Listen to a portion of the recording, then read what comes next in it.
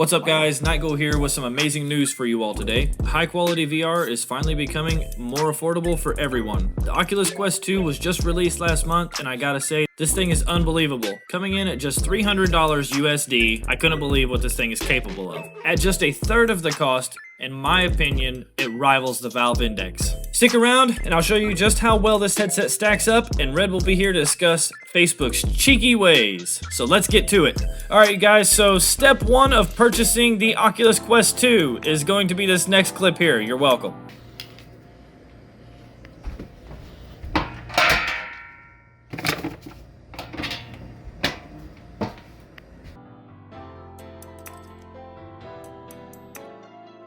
Yeah, so as you can see here, just get rid of this garbage. It'll save you a lot of headache in the long run. If you can, drive to Walmart and get that Elite head strap. Or better yet, just pick it up when you buy the freaking headset, because you can buy that at Walmart as well. I promise, you'll thank me later. At least Facebook decided to make the Quest standalone. Standalone means that they don't require a PC to play, which means games and all can be played directly from the headset. No wires, no mess, no headaches with base stations. It can be played with a PC wired, however, and wirelessly. We'll only cover wired today with the Oculus Link cable. More on all that later. Facebook said the resolution of the Oculus Quest 2 is higher than that of the Valve Index. That's a feat in itself. A $300 headset rivaling a $1,000 enthusiast machine? Anyways, I gotta say I'm a little bit upset by this, because I have the Valve Index, and yeah, the Quest is really good for $300. It looks amazing. So now that our heads are comfortable and we have it all set up, we can finally enter VR.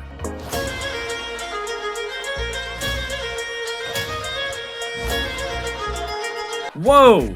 Facebook wasn't kidding. Standalone, it looks amazing. No binding of wires at my feet. Facebook found the key to make VR so much more immersive. The graphics are slightly downgraded from my PC versions of the game, but not enough for me to honestly have to complain about, you guys. This thing honestly looks and feels amazing. Wireless VR is the future. I never knew what I was missing out on until I finally tried it. Running the Quest in standalone, the battery will last several hours before having to recharge. A lot of people have complained about short battery life, but it lasts longer than what I would be using it for in virtual reality. Plus, if you do happen to run your Quest through your PC with the Oculus Link cable, it will charge it at the exact same time, so no worries there. It's perfect to take to work, or I don't know, your grandma's house, your friend's house, your other parent's house because your parents got a divorce. Okay, listen, you can take the thing anywhere with you, but I really suggest not taking it outside. Okay, don't take this thing outside. Don't be like this guy.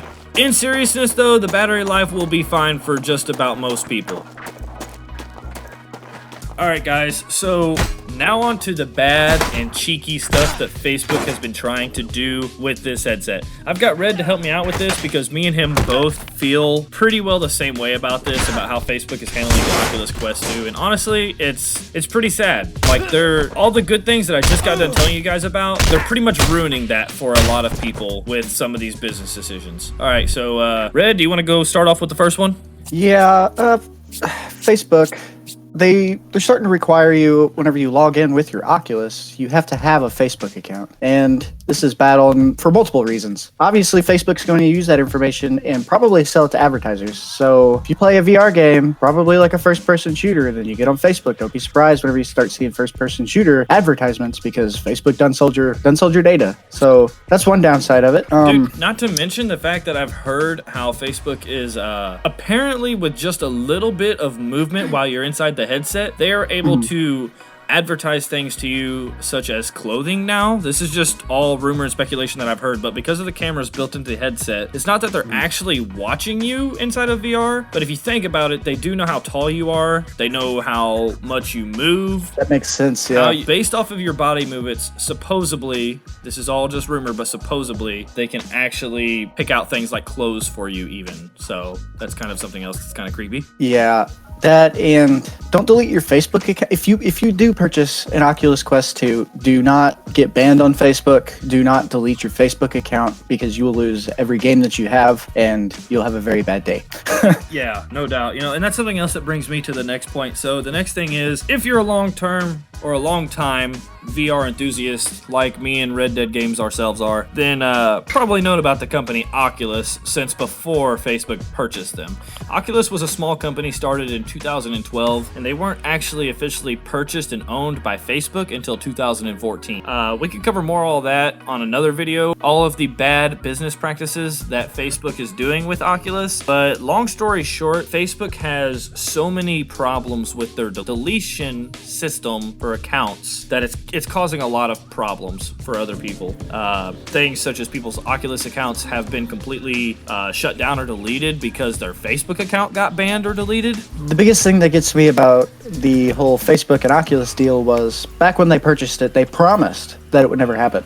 Right. And you shouldn't make a promise that you're going to not keep. They broke their promise. Yeah, they should keep their promises as a company. That's just bad PR. I think it's going to come back and bite them in the hind end, probably. Anyways, we'll cut it short with this whole Facebook bad business decisions and practices. If you guys want a video covering more of that, then please let us know down in the comments. I'd also like to go over with you guys today that if you are a long-time virtual reality user, then you will be sad to know that some of your PC VR games will not cross-buy, is what they are calling it. It will not cross-buy with your Oculus Quest purchases. So basically what I'm trying to say here is if you had an Oculus Rift headset of any kind at some point, and now you're on the Quest. I purchased Super Hot VR through the Oculus Rift store 2 or 3 years ago when I first got an Oculus Rift. Well, on my Oculus Quest, I had to repurchase that game if I wanted to play it again, which I didn't do. But if I want to play it without my computer being hooked up to my Quest, I have to repurchase that game. Yeah. They gave developers the option on this.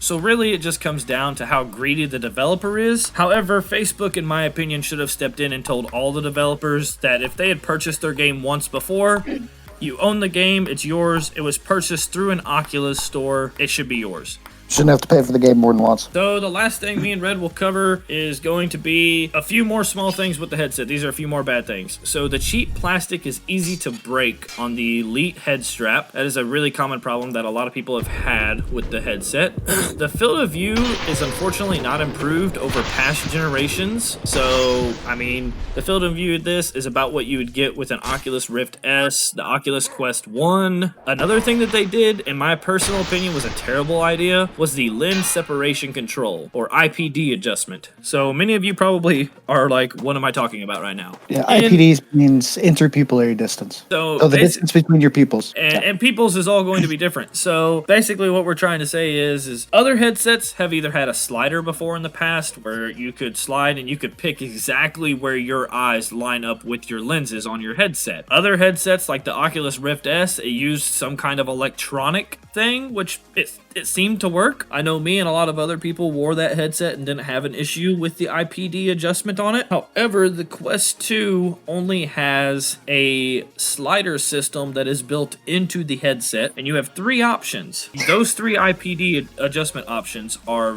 So on this IPD range, this is what we're looking at here. You got 61 millimeters or smaller, so you got setting 1, which is the narrowest, at 58. 61 to 66 millimeters, people are supposed to use the second setting, which is the middle, at 63 millimeters. This is where my eyes sit at. Thankfully, I'm lucky in this aspect because I have 63 millimeter IPD. And for people who have very wide IPD range, 66 millimeters or larger, they are recommended to use the third setting, which is 68 millimeters. Now, this is my biggest complaint with this, which, Red, I don't know if I've told you about this yet or not, but with IPD range on number 3 setting, it cuts the edge of the screen off. It squares it off. Instead of rounding it around your eye, it goes out so far that actually you can see the square edges of the screen inside the VR headset. It looks horrible. Yeah, I have heard that. It looks absolutely horrible.